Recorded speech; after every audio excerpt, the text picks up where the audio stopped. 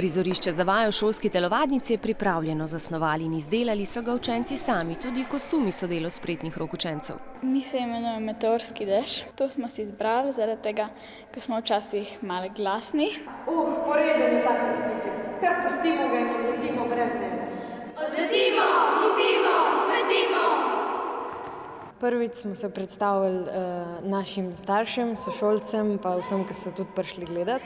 Bilo je lepo, bili smo živčni, ampak je bilo na koncu, ko so ljudje ostali, je bilo en boljših občutkov. A predstava ni nastala čez noč, veliko so vadili do 3 ure na teden, zadnji mesec pred premiero, pa tudi ob koncih tedna. Sem mislil, da bo težje, samo pa, ko smo imeli toliko vaj, se navadiš in v bistvu se ti sploh treba ni nekaj na pamet učiti. Meni je bilo najtežje na koncu, ker smo že vse znali in smo mogli še vse izpopolniti.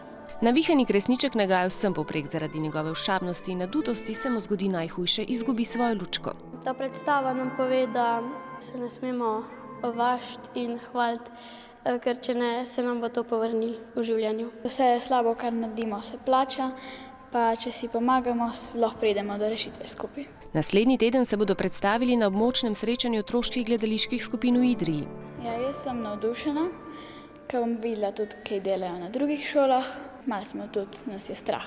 V 35 minutah se Kresniček pogesa za svojo grdobijo in lučko najde pri soncu. Srečen konec, vse dobro. Tega si na srečanju želijo tudi mladi glasbeniki.